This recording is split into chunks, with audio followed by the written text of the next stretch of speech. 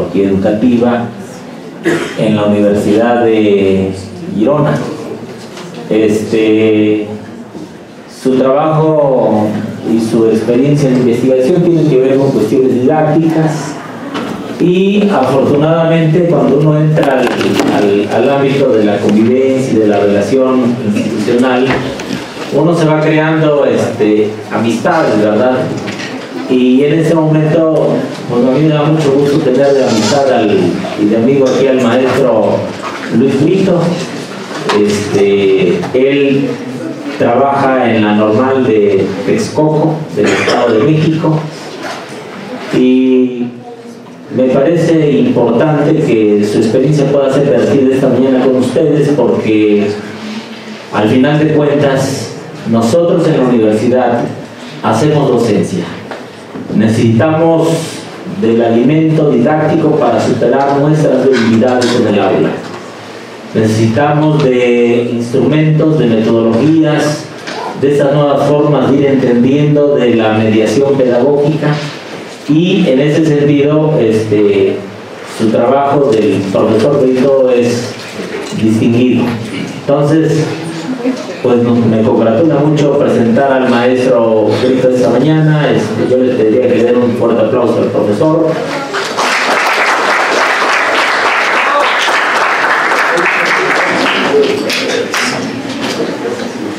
Bueno, entonces vamos a, más allá de estar hablando, vamos a ceder la palabra al profesor para que él ya nos platique su experiencia y con ustedes pueda haber un diálogo directo.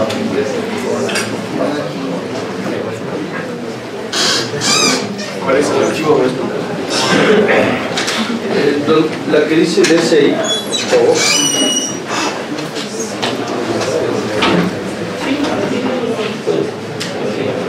Exactamente.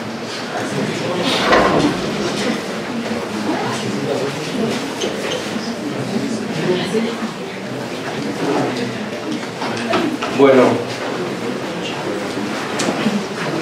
muchas gracias al doctor Bastiani por su presentación y reiterar lo bueno, lo importante que es estar aquí en esta universidad, y todavía más con ustedes como los futuros profesionistas y agentes de cambio de las comunidades indígenas de donde provienen. Eso es muy importante.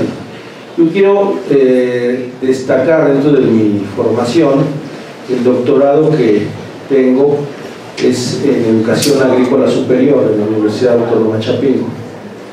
Como ustedes sabrán, la Universidad Autónoma Chapingo es un poco, ha sido un centro histórico muy importante en nuestro país que aglutina a muchas etnias de todo el país, y las condiciones de la universidad fueron generadas y creadas pensando en favorecer la integración de la identidad nacional en una de sus tantas vertientes, aparte de la investigación agropecuaria.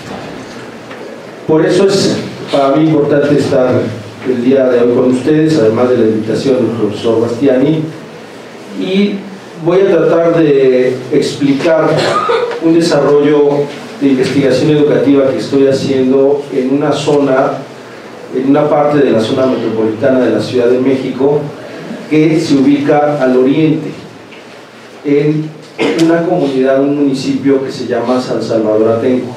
Seguramente ustedes habrán escuchado, porque también ahí hubo un movimiento social, no de corte étnico, pero sí de corte más bien de defensa de la tierra y de reivindicación de los derechos de los campesinos.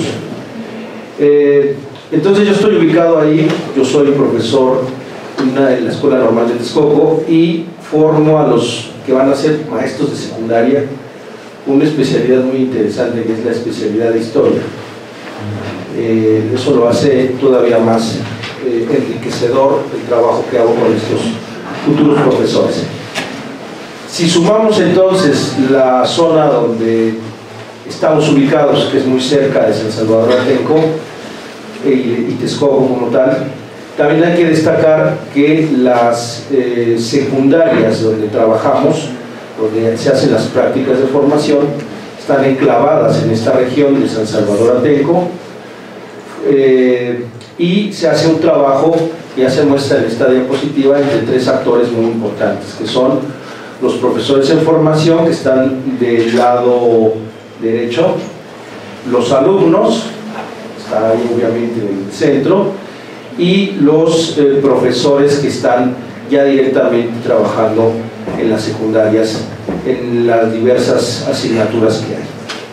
El trabajo que yo realizo de intervención e investigación educativa tiene que ver con las actividades que hacemos estos tres actores, es decir, los que van a ser los futuros maestros, los alumnos y los profesores.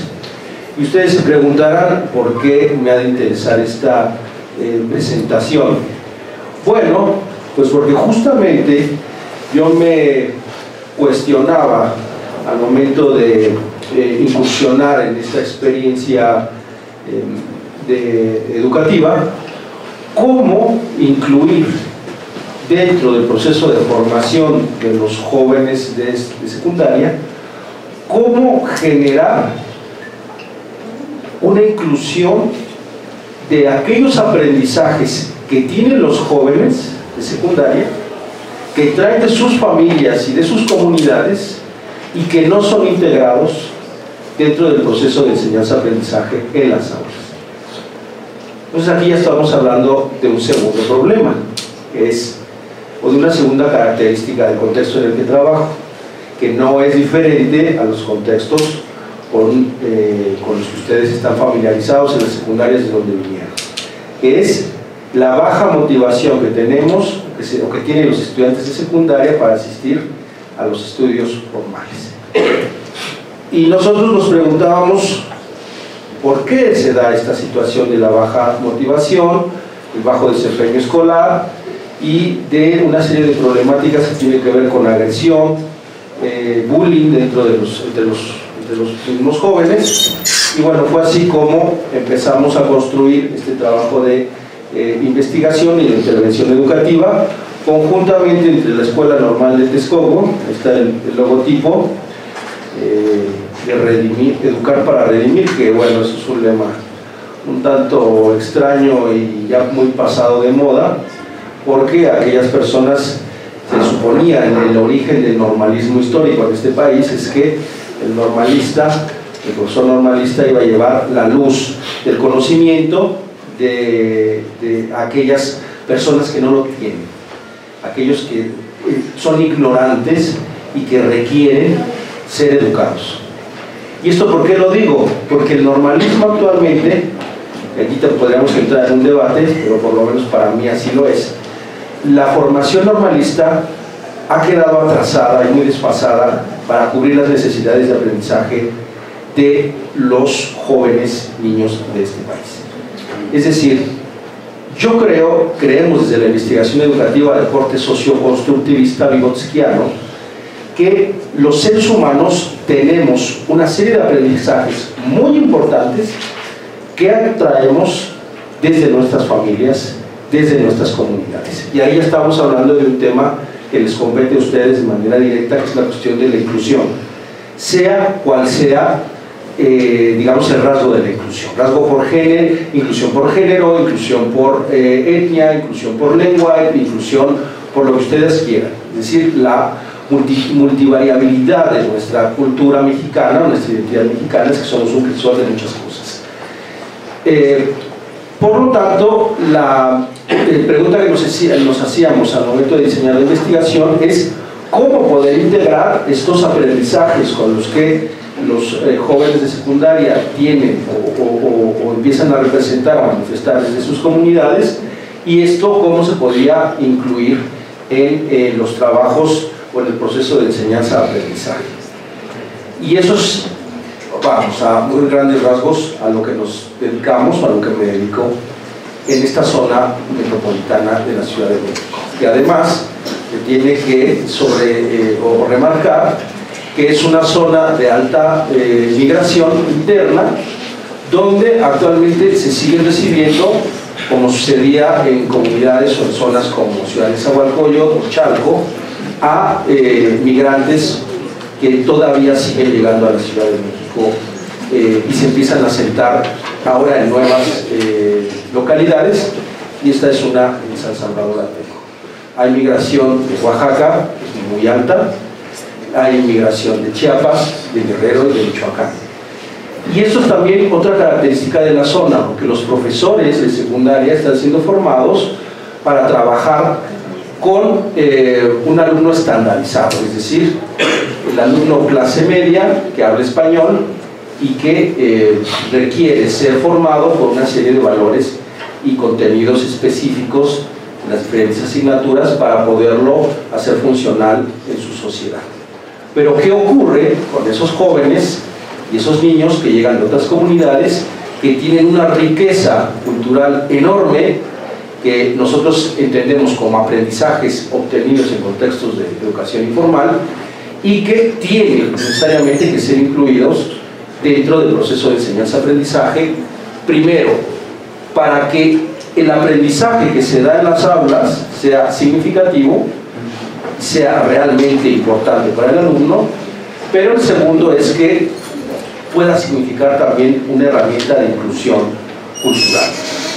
De ahí que el proyecto que se denomine Didáctica Cultural Inclusiva está desarrollado en esta zona específica que les digo, geográfica, de territorio, pero eso no quiere decir que no se pueda utilizar para otro tipo de contextos como el indígena, por ejemplo. Eso sería muy interesante para nosotros, que se pudiera echar a andar este mismo proyecto, pero con condiciones todavía de más alta diversidad y de, ¿por qué no decirlo también?, con alumnos que no hablen necesariamente el español, porque para eso está diseñado, para incluir los aprendizajes, cualquiera que sean estos, y uno de los reflejos más concretos y ricos de los aprendizajes con los que venimos de casa es una segunda lengua, o la primera lengua materna, que no necesariamente es el español. Bueno, no los quiero agobiar, sino más bien intentar motivar e incluir sus inquietudes dentro de esta experiencia o de esta conferencia. Me voy a detener un poco en esta diapositiva, que ustedes luego van a poder descargar del sitio web del grupo de investigación, si lo consideran importante, si les ayuda a comprender un poco más su realidad y las condiciones en las que ustedes viven en sus comunidades y aquí también en la universidad, porque aunque el proyecto está pensado para desarrollarse en secundaria, los principios pueden ubicarse, pueden implementarse para cualquier tipo de nivel educativo. Y esto es muy importante porque a veces los maestros somos muy gandallas, y ahí ya voy a hablar un poco en mi dialecto. Creemos que el conocimiento que tengo es el más chido, y entonces llego e impongo el conocimiento válido dentro del salón, del aula, y en el proceso de interacción de enseñanza-aprendizaje invalido los conocimientos que tienen mis estudiantes, porque el profesor cree que el estudiante llega a aprender. ¿Qué va a poder enseñar el profesor? ¿Qué le va a poder enseñar el alumno al profesor? Y eso también tiene que ver con una redimensión del juego epistemológico que hay en un modelo de construcción de conocimiento desde, digamos, el modelo tradicional, de que alguien aprende algo y no puede generar más interacción con las otras personas con las que entramos en contacto.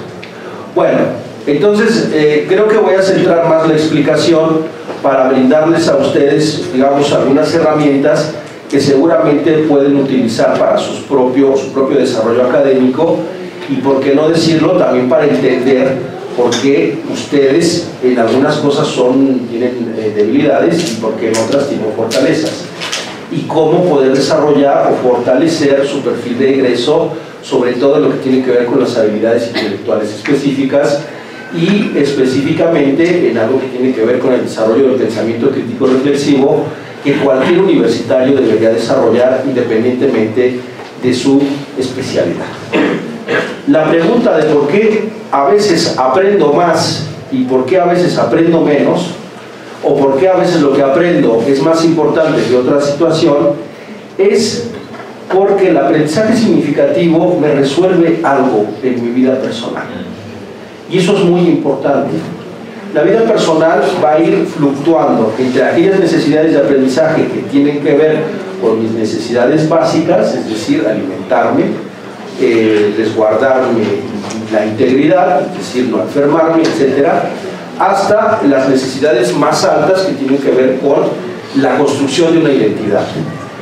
Y la pregunta es por qué ciertas cosas se me quedan más y por qué otras menos, es por el grado de importancia que tienen para mí.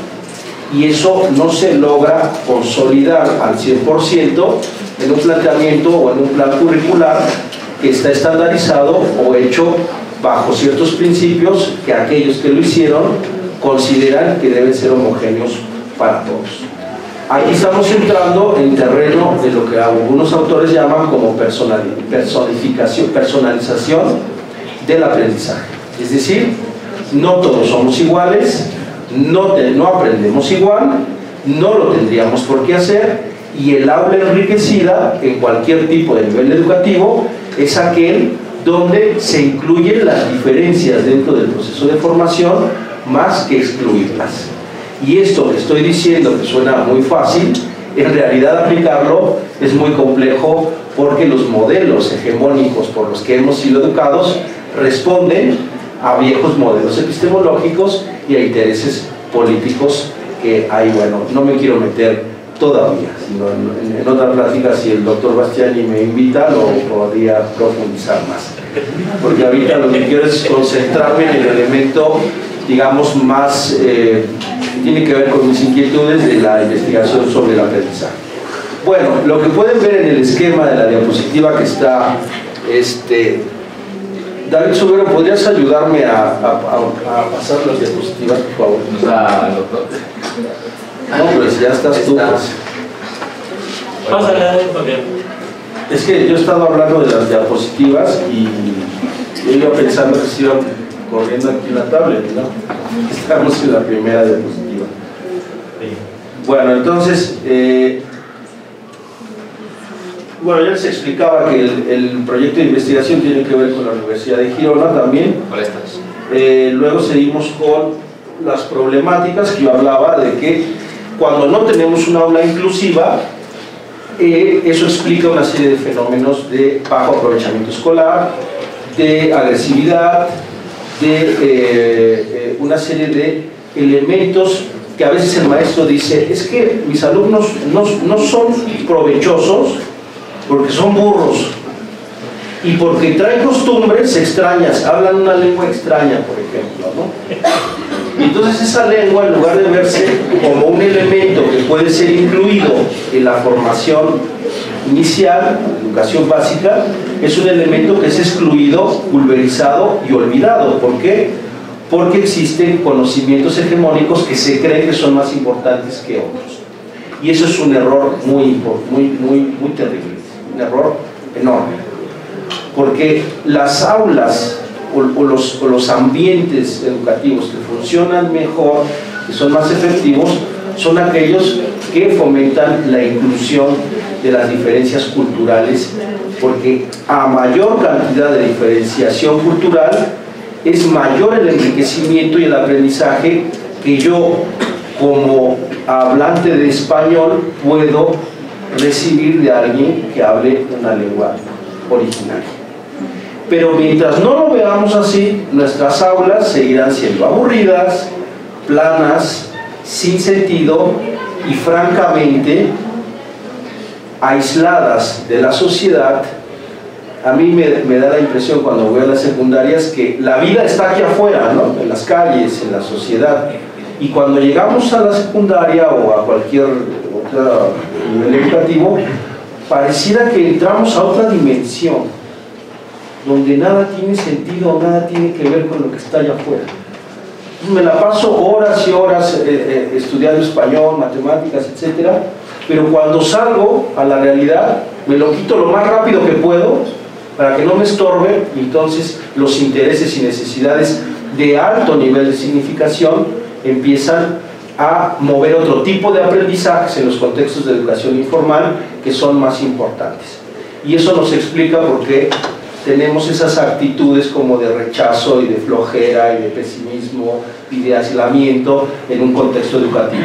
Si esto ocurre con los niños y jóvenes que pertenecen a ciertos sectores culturales muy homogéneos, estoy hablando de la gente mestiza, pues ahora imagínense qué ocurre en los contextos indígenas, cuando toda esa riqueza de diversidad cultural no es incluida. O sea, es terrible el etnocidio, por así decirlo, que ocurre en la educación básica en México.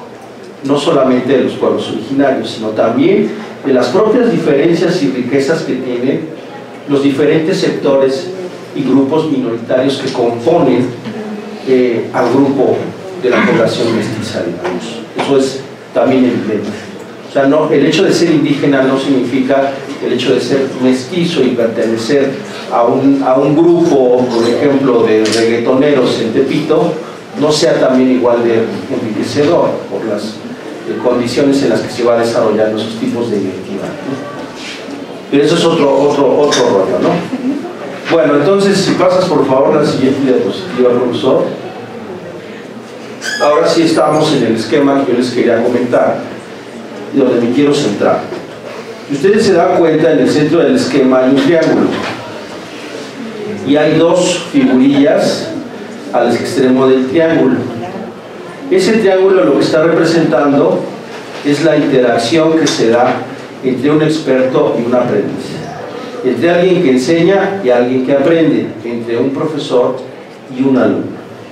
Y se dan cuenta, hay una flecha que tiene dos cabezas, que es bidireccional abajo del triángulo, pero no estarlo tapando con mi cabezota. ¿No lo estoy tapando? ¿No? Pero por el amor de Dios sonrían, porque parece que están en una clase muy seria. ¿Sí? Bueno, entonces, en este triángulo bidireccional, la flecha que tiene dos cabezas, dos puntas, lo que representa es que la relación de enseñanza-aprendizaje entre un profesor y un alumno tiene que ser interactiva, es decir, unir y venir entre aquel que enseña y aquel que aprende. Pero generalmente esa flecha bidireccional en los contextos de educación de cualquier nivel no es bidireccional, es decir, está orientada una de las partes de la flecha del profesor hacia el alumno, es decir, que el mayor nivel de actividad en el proceso de enseñanza-aprendizaje lo tiene el profesor. ¿Por qué? Porque el profesor está hable y hable y hable y hable, como en este momento yo lo estoy haciendo. ¿Sí? Ese sería un proceso de tipo tradicional. Es decir, yo tengo todo el peso de la actividad, estoy pensando, estoy desarrollando mi pensamiento, hice las diapositivas, y ustedes lo único que están haciendo es así, es recibirlo. ¿Sí? Lo que yo debiera hacer es encontrar lo que a ustedes les puede interesar de esta plática y entonces de ahí engancharlo para luego devolverles la pelota y que ustedes tengan el mayor nivel de interactividad dentro de este proceso. ¿Por qué? Porque lo más importante no es lo que yo sé, sino lo que ustedes pueden aprender después de haber estado en esta conferencia, porque si no, no tiene ningún sentido. Bueno, ya de por sí es complicado que en los escenarios, en los contextos de educación formal, haya procesos de alta interactividad. Hay 60 alumnos de primaria en el dictado siendo dominados por un profesor. Eso es tradicional, eso es unidireccional. Pero además, si le sumamos que esa aula está aislada, desconectada de lo que ocurre en la comunidad, entonces la cosa todavía se pone peor. Porque ese tradicionalismo, esa forma en que se están construyendo los conocimientos en el aula, no solamente son tradicionales y la carga está en el profesor, la mayor carga de actividad, sino que lo que enseña el profesor no necesariamente es lo que necesitan aprender los alumnos. Y eso es todavía peor, porque hay una desconexión. Y si a esto le sumamos que el contexto donde están viviendo los alumnos, en su contexto de vida diaria, está caracterizado por el uso de las nuevas tecnologías, la situación todavía es muchísimo peor. ¿Por qué? Porque los que nos dedicamos a la investigación educativa desde el socioconstructivismo consideramos que en la actualidad las formas de vida en cualquier tipo de escenario, ya sea en los contextos de educación formal o informal, están siendo redinamizados por el uso de las nuevas tecnologías de la información y la comunicación. Es decir, que a través de este tipo de instrumentos puedo acceder a muchísima más información que lo que mis padres o mis abuelos podían acceder juntos. Y además lo puedo hacer en muchísimo menos tiempo que lo que hacían mis papás o mis abuelos. Si yo sé utilizar este teléfono, puedo acceder a conocer cuántas son las lenguas que todavía se hablan, las lenguas indígenas originarias que se hablan en México. Y no necesito al profesor. Necesito saber cómo acceder a esa información desde mi dispositivo para poder llegar a contenidos de aprendizaje muy concretos. Es decir, que hoy en día nuestra ecología del aprendizaje ha cambiado. Estamos aprendiendo de maneras diferentes. Y eso es lo que representa las líneas, digamos, que están en colores. Entonces espero ser muy claro. Si tengo un maestro tradicionalista que no genera inclusión de las diferencias culturales, que se la pasa hable y hable en el aula, y además que está desconectado de lo que ocurre en la comunidad, en el contexto que circunda la escuela, y que además no utiliza las nuevas tecnologías de la información y la comunicación para redinamizar los procesos de enseñanza-aprendizaje, y que además no está bien formado, ese es otro rollo, entonces eso explica en parte el desastre educativo que tenemos en este país. Llámese en el contexto indígena, en el contexto mestizo o en cualquier tipo de contexto, porque las condiciones de precariedad en la educación en México creo que ahí sí son bien democráticas, nos tocan a todos. O en la universidad. O en la universidad, que es lo que yo trato de enfocar. O sea, esto ocurre no solo en la educación básica, sino en cualquier tipo de nivel. Y ustedes seguramente lo han experimentado, y eso es a lo que voy. La pregunta es, ¿realmente estoy aprendiendo lo que necesito aprender para satisfacer mis necesidades de aprendizaje? Y esa es una pregunta muy potente que tendría por la que se podría reflexionar todo el modelo educativo, por lo menos de esta universidad o de cualquier otro. Sí, profesor Bastiani, por favor. Podemos tener bonitas las instalaciones. Así es. Podemos tener esta infraestructura faraónica. Esta infraestructura es una de las más importantes que se tiene. Pero si no tenemos el recurso humano, si no tenemos un profesor que permanentemente se renueva con un trabajo de reflexión en su campo de su docencia, que no se actualiza, porque puede tener grado de doctor, pero si no entiende procesos de carácter psicológico, cómo se transmite la información, estamos creando ¿qué cosa? No estamos creando las condiciones necesarias para que vehiculice el conocimiento. Hasta este momento creo que tenemos serios problemas. Y qué bueno que tenemos problemas. Porque si no hubieran problemas en el aula de la universidad tampoco pudiéramos estar existiendo. ¿Sí? Tenemos generaciones de muchachos que han regresado, no sé cuántos son ahora. No sé si son 1000 de lengua y cultura, no se han titulado. Y le digo a uno de ellos que me vino a buscar para que lo asesore, pero ya estás haciendo el ejercicio de escritura. Sí, ya lo tengo, pues, me dice. ¿Ya lo tiene en el tzotzil o en el español? Dice, sí, en el tzotzil no lo tengo nada, dice, todavía. Desde ahí están las carencias, las limitaciones, ¿verdad? Entonces, de nada nos sirve que tengamos un inmueble bonito si no tenemos el corazón, ¿qué cosa? Lleno de lo que implica saber hacer el trabajo en el aula, ¿verdad? Con los jóvenes. y que haya corresponsabilidad, porque el problema más grande de los estudiantes en este momento, yo digo son varios los problemas, pero un problema grave y limitante es la ausencia de la lectura y la escritura. ¿Cómo batallan para escribir? Para hacer la tesis. Ahí tengo uno que tiene 9 meses y tal, no pasa, no. ¿Qué voy a hacer contigo, pues, hijito? Si así ya me formó, me hice a la universidad 4 años. ¿Qué voy a hacer, hijito? Tenés que echarle ganas. Yo ya no me puedo detener en cuestiones de haber ido el conocimiento aquí, pero ahí la llevamos. Lo importante es que no pierda el deseo y la voluntad de salir. Entonces, ojalá y ustedes miren este escenario, no para que se atemoricen, sino para que tomen decisiones, porque también el temor es un asunto de valor que quiere ser. Adelante, maestro Brito. Gracias, profesor Bastiani. Bueno, ya voy para la media hora de exposición, entonces voy a terminar. Si puedes irte a la diapositiva 9, por favor. Dice, otra, ahí. Bueno, voy a terminar de redondear algunas ideas, una o dos ideas, sobre esto que yo les estoy proponiendo de la inclusión, de que reflexionen cómo están siendo formados. Perdón, si te regresas al esquema de la didáctica cultural inclusiva,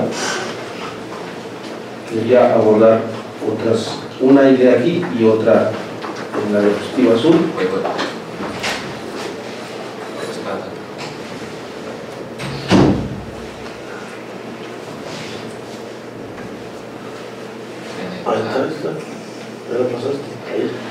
Bueno, entonces lo que quiero terminar de explicar con el esquema es que si nosotros estamos viviendo un proceso de formación tradicional que además no está conectado con los diferentes contextos y necesidades de aprendizaje, entonces esto explica el atraso que tenemos en cualquier nivel educativo. La propuesta de la investigación, que puede ser utilizada para cualquier nivel, es que nos concentremos en desarrollar trayectorias personales de aprendizaje donde los aprendizajes que se están generando, que está generando el aprendiz, sean de alto significado, fundamentados en estrategias, en competencias de aprendizaje estratégico. Es decir, no necesito aprender cantidades groseras de contenidos, sino más bien estrategias para aprender a aprender. Pero tampoco estamos hablando de estrategias de aprender a aprender estandarizadas, sino las que necesita el sujeto. Porque cada uno de ustedes tiene necesidades de aprendizaje bien particulares. Personalizar el aprendizaje así es el reto que tendría que tener un claustro de profesores de cualquier universidad. Esto lo estamos haciendo en el posgrado de la UNAM, donde estoy haciendo el postdoctorado. Si lo hacemos en alumnos que están ya en el posgrado, ahora imagínense las necesidades que se tienen con la educación básica. O sea, es realmente un tema muy apasionante. Entonces voy a terminar de explicar lo que simbolizan las flechas, o el camino que dan las flechas, es una trayectoria personal de aprendizaje. Lo que simboliza, digamos, el tronco de la flecha es las competencias estratégicas genéricas que cualquier persona debe de tener, por ejemplo, trabajar en equipo, resolver problemas, etcétera, etcétera. Es decir, habilidades y conocimientos que son genéricos a cualquier licenciatura en ingeniería que se trate. ¿Sí? Un médico o un docente o un ingeniero agrónomo o quien sea deben de desarrollar competencias genéricas, por ejemplo, de comunicación interpersonal. Pero cada uno de ellos necesitará desarrollar competencias específicas. Ya estamos hablando de las particularidades de sus licenciaturas. Pero lo voy a explicar en términos de educación básica. El joven o el niño que está en educación básica necesita competencias genéricas, pero hay momentos en el que ese joven o ese niño está desarrollando competencias específicas en un entrecruzamiento de contextos de su vida. Es decir, lo que representan los círculos donde se están tocando las flechas son momentos críticos en el desarrollo de una persona donde ese sujeto necesita en específico desarrollar algo muy concreto. Por ejemplo, ese joven es hijo de un albañil o de un mecánico y dadas las condiciones de su vida cotidiana, ese joven desarrolla competencias específicas, por ejemplo, para reparar un motor, que es muy diferente a las competencias que desarrolla el hijo de unos campesinos, por ejemplo, porque son contextos diferentes, porque la educación debiera incluir lo que ocurre en estos entrecruzamientos en los diferentes contextos de la trayectoria de aprendizaje de un sujeto y debiera trasladarlos a las secuencias didácticas en los planes y programas que se dan dentro de las aulas. Pero esto que les estoy explicando implica una revolución radical de todo el sistema educativo, no solamente de México, sino de todo el mundo. Lo sabemos los que nos dedicamos a esto, que esta es la vía o esta es una de las rutas más atractivas o interesantes que debiéramos seguir en la educación.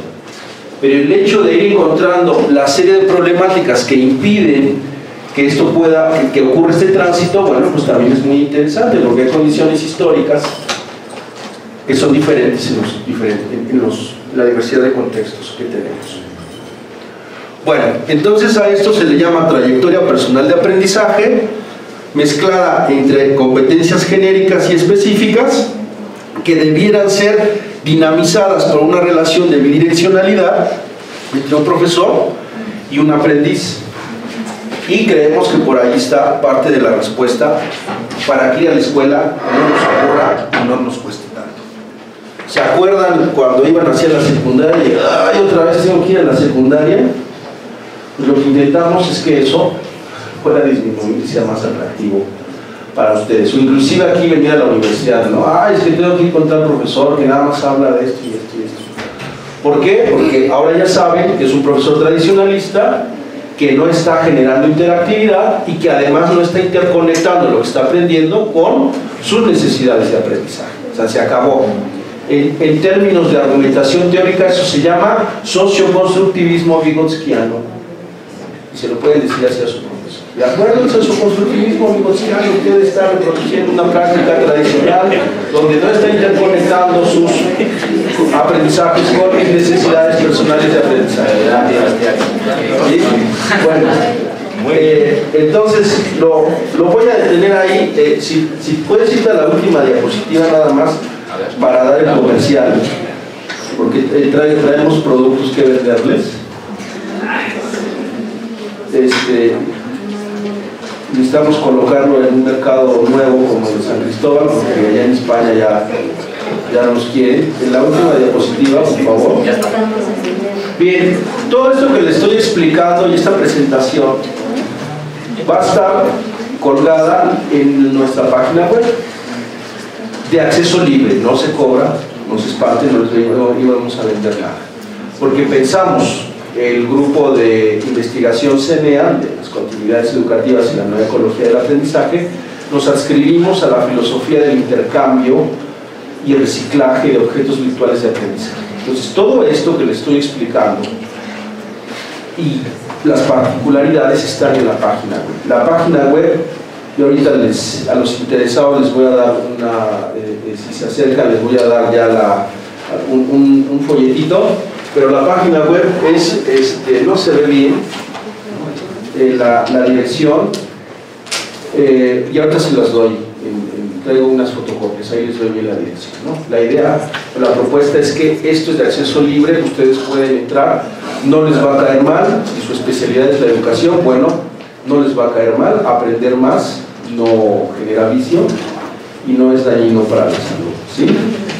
Y bueno, pues muchas gracias por su atención, ha sido un placer estar con ustedes.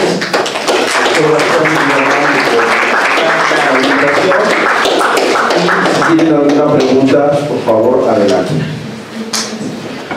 A ver, maestro, allá está el maestro Niquito, siempre activo, ¿verdad? Es un maestro de la nueva escuela que revoluciona el pensamiento.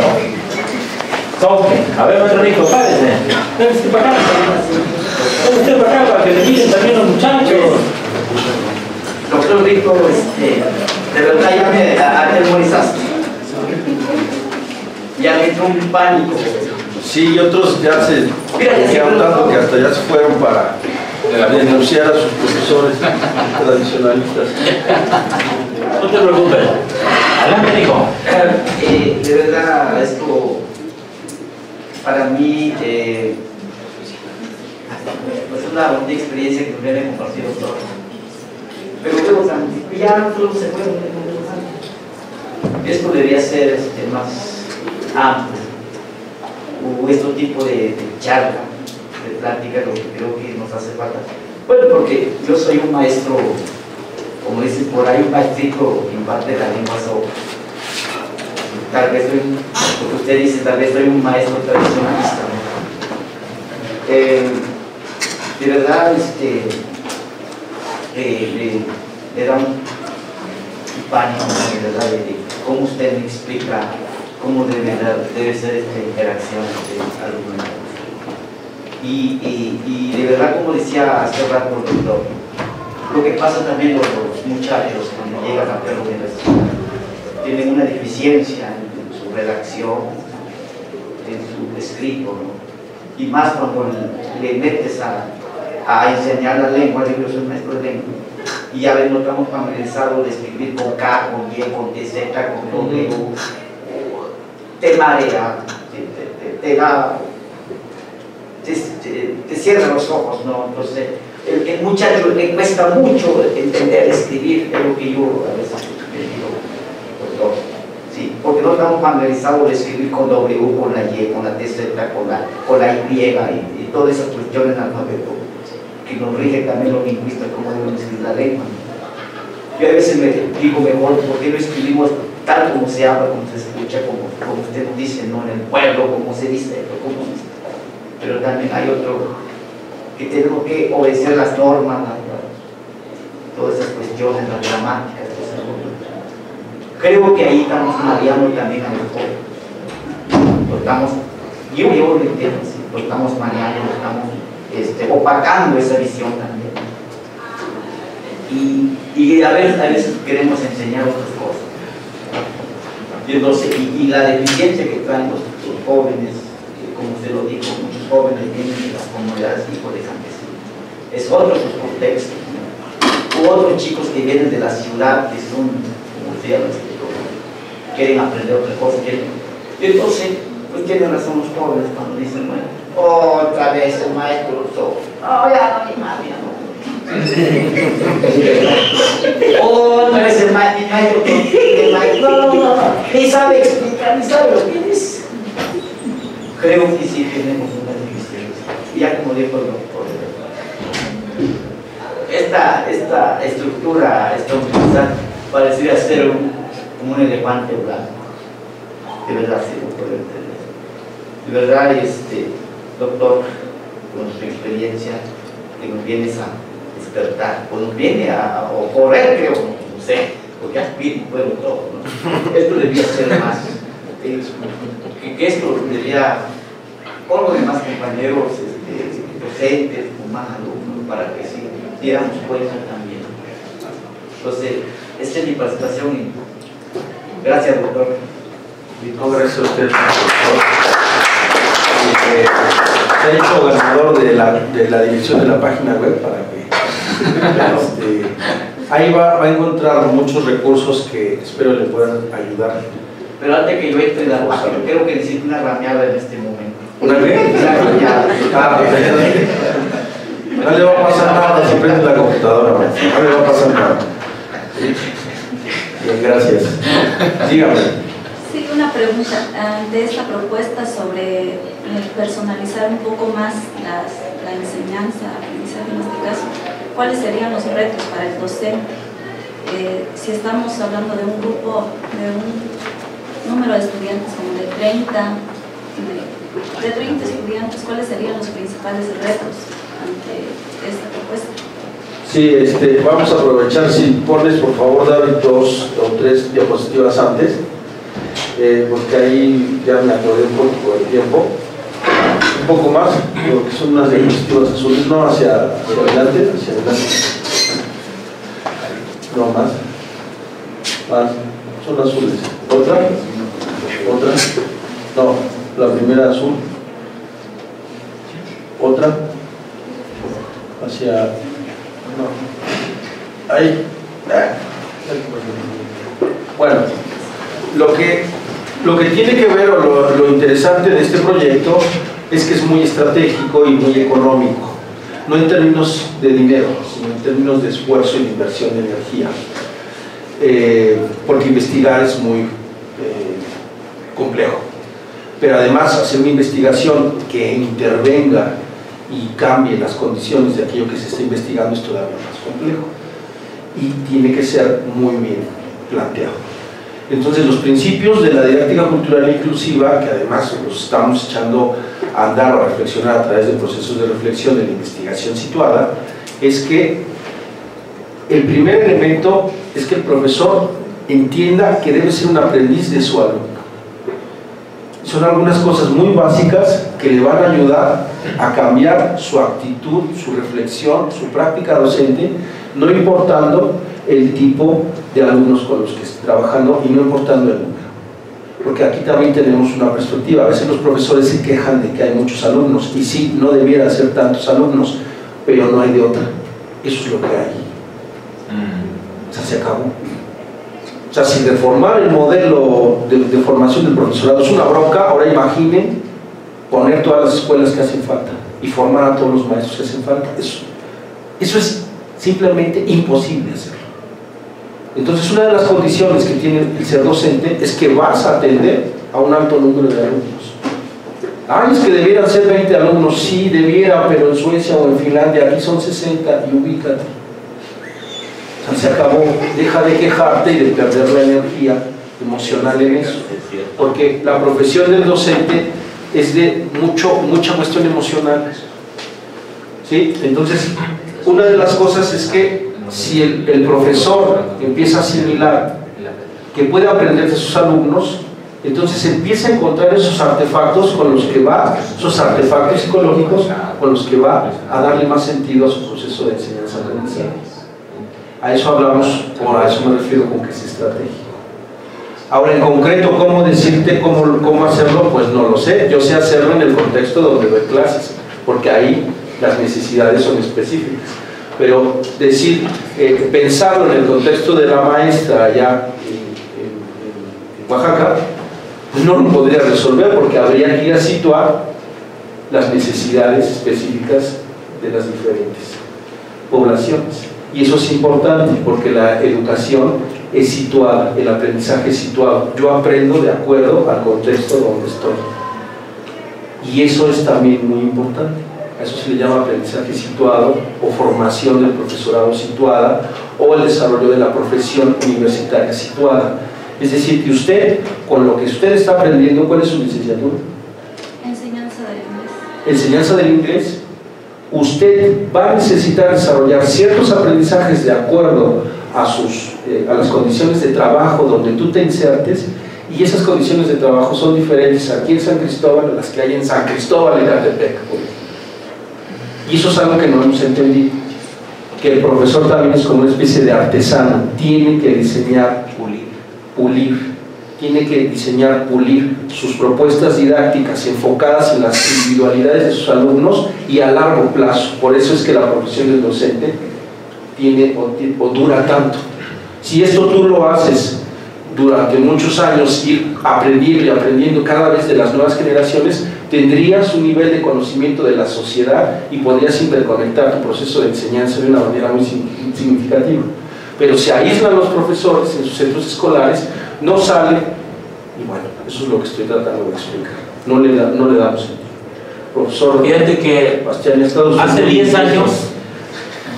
10 años iniciamos con un trabajo con el doctor Domingos, y no me va aquí a engañar, hicimos un trabajo justo.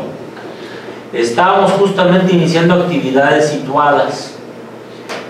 La universidad fue creciendo Y los administradores de la educación superior, sin conocimiento del tema de la educación, empezaron a meternos todo el aparato administrativo burocrático. Hoy en día estamos más preocupados por llenar los formatos estos de evaluación, por llenar esta programación detallada que es una especie de positivismo conductista. Estamos más preocupados por llenar la calificación, por requisitar los formatos que se incluyen en el PI. Estamos más preocupados por informarle a las divisiones que estamos haciendo. Están más preocupadas las autoridades porque les informamos por escrito qué cosas hacemos cada 6 meses. Cuando nuestra preocupación debe estar, ¿qué cosa? ¿Qué tipo de actitud cognitiva me está demandando el estudiante? Si escribió un enunciado y cómo lo escribió y qué cosas se narran en ese enunciado. Si me está narrando su sufrimiento histórico por los procesos de colonización en esta región de los Altos. Ni siquiera existe memoria histórica. Así se pierde la memoria y no la podemos potenciar. Estamos más preocupados por atender coyunturas de carácter político administrativo que otros intereses de naturaleza estrictamente académica, como lo que sucede en este momento. No hay un verdadero trabajo colegiado, hay esfuerzos aislados, intentos. Si es necesidad que el estudiante justamente programe esta capacidad cognitiva de pensamiento. Y aquí la universidad está más preocupado por hacer cosas de afuera y cosas por dentro. Las cosas por dentro son estas que demandamos en este momento. Y justamente yo tengo una formación sociológica, tengo una formación en el campo de la educación indígena y tengo un programa de doctorado que hice aquí frente del Colegio de la Frontera Sur. Pero me ha preocupado el tema de la educación, porque es el objeto más importante en la formación. Entonces, ¿hacer qué cosa? Pedagogía ecológica, pedagogía sociológica, sociología de la educación. Entonces, necesitamos que conste un verdadero proyecto de formación didáctica en los maestros también para que vayamos entendiendo. El problema es que se dan procesos muy aislados y cada quien camina por su lado. En este momento nosotros hemos hecho un esfuerzo extraordinario por generar esta mesa de discusión. Los alumnos tienen temor todavía. Yo les puedo decir que es más importante este escenario que tener una actividad de afuera, pero como está la ley de la rota y de la... y si no vienes, está la amonestación. Yo creo que en este proceso mismo necesitamos repensar y reflexionar cosas importantes. Están más preocupados en hacer los planes y programas. ¿Cuál? Si una clase situada justamente se puede improvisar. Ah, pero se pasan horas y horas. Llevamos 10 años y no terminamos la conclusión de los planes y programas de estudio.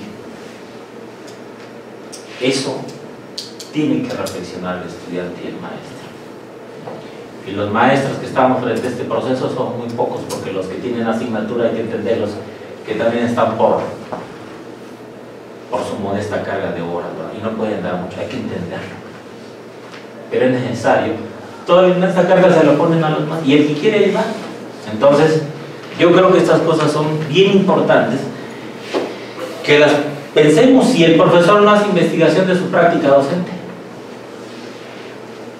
Yo llevo años haciendo investigación sin lana y hago de mi práctica docente. Toda la investigación es para afuera y menos para adentro. ¿Qué piensan los alumnos? ¿Qué sienten los alumnos? ¿Cómo procesan el conocimiento y para qué les sirve, verdad?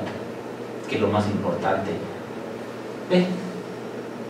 El aburrimiento, un sinónimo de este mundo psicológico, ¿verdad? Entonces, ya se ve. Seguramente ya les, si no vienes te vamos a pasar. Y la didáctica es tan cruel porque si no vienes te truene. Y ahí se quedan todos. Hay una práctica de la sumisión, o sea, una práctica tradicional, pero también de subordinación y de sumisión. Cuando a mí me piden permiso, no vayas, hijito, vayas, es mejor una conferencia en una clase. ¿Cuál? No todos los días lo vamos a tener esto. Entonces los alumnos tienen que entender que los procesos de enseñanza se tienen que diversificar, y justamente una conferencia y una maestría, una como esta, un evento, nos da para mucho, ¿verdad? Adelante, maestro, perdón, Brito, que me llama. No hay problema. Ya no sé si quién levantó primero la mano, profesor Domingo. Sí. No, para comentar lo siguiente, esta de la didáctica, o ¿cómo era? Cultural inclusiva. Inclusiva. Estaba justamente regresando unos años atrás en la historia de la universidad, porque aquí también empezamos con el modelo de competencias, basado en competencias, que en el primer momento nos decían que hay que hacerlo, pero el que nos instruyó fueron profesores que venían de los tecnológicos, ¿verdad? Los tecnológicos. El maestro Nava era el pionero de los planes y programas por competencia de las unidades tecnológicas y quisieron meternos a este programa. Bueno, ahí quisiera hacer una aclaración. Cuando yo hablo de competencias, sí, hablo desde el marco teórico socioconstructivista, eso es bien importante, ¿no? Para desmarcar, hay muchas definiciones sobre competencias y esa que ustedes hablan, que fue hace como de 7 años, más o menos de 5 a 7 años, tiene que ver más con la visión tecnócrata para medir cosas y no es el mismo modelo que estamos utilizando, pero bueno, ese ya es un rollo teórico un poco más profundo. Bueno, era justamente se preguntar si existía la diferencia, porque al final de cuentas lo que nos viene es el seguimiento individual de los estudiantes. Y es un trabajo, como ya lo mencionó, un trabajo impresionante del profesor, porque no tiene 5 estudiantes, tenemos hasta 40 si nos va muy bien, 35, 25 sería lo ideal para nosotros, ¿no? Pero en realidad es mayor, pero es un trabajo extra de lo que no hacíamos anteriormente, quizás, o lo hacíamos de una manera distinta, pero ahora hay que compartir con todos los profesores y eso es una carga, digamos, para todos los profes, ¿no? Y eso nos ha pasado aquí. Sí, aparte de este proyecto, hay un subproducto de este proyecto que se llama la rúbrica situada. Entonces, justamente cuando nosotros reflexionábamos de que esto es imposible, o sea, una personalización del aprendizaje para las condiciones de trabajo que tenemos es imposible, entonces nos dimos a la tarea de buscar una forma económica de solucionar el problema. Y entonces lo que encontramos, o lo que suponemos más bien desde la investigación, es que las competencias desde el marco socioconstructivista que son más importantes de activar, desarrollar en un alumno, son las que tienen que ver con la proactividad, autonomía e independencia.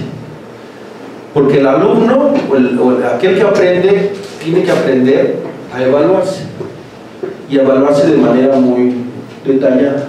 Entonces este subproducto de la rúbrica situada es una perspectiva donde el alumno, desde educación básica hasta educación superior, va desarrollando una serie de competencias o conocimientos, habilidades o destrezas para autoevaluarse. Y entonces eso, aparte de que descarga cierta cantidad de trabajo en el profesor, centra todavía más en el alumno la actividad de aprendizaje. Y eso es muy interesante. Pero eso también rompe con los modelos tradicionales, porque cuando uno le dice a los maestros de educación básica, pues deja que tu alumno se evalúe, es como pedirle las hermanas al profesor. Exactamente. ¿Sí? Porque eso es otra vez un modelo tradicional, es decir, yo soy el maestro, soy el que enseña y soy el que cualifico o califico a este alumno, y eso no es posible en un mundo tan dinamizado como el de hoy. Ya no es posible, no se sostiene, por el amor de Dios, maestros de educación básica, maestros de preparatoria y de universidad, eso no es creíble, ya no es sostenible, ¿sí? Y por ahí explicaría un poco, ojalá el profesor Bastiani me vuelva a invitar así con los viáticos incluidos, las 25 horas de autobús desde Texcoco hasta acá, pues no es cierto. Sería muy bueno tener también esta conferencia con profesores, que es donde... La verdad que la propuesta era justamente, por eso yo le hice llegar un documento, y aquí está Alfredo, aquí están los compañeros del cuerpo académico de las autoridades, para que nos acompañaran maestros y alumnos. La mayoría de los alumnos de lengua y cultura ya andan ahorita buscando chamba en la Dirección de Educación Indígena. Les han abierto la puerta, pero se van a encontrar una grave dificultad, que ellos no están formados para qué,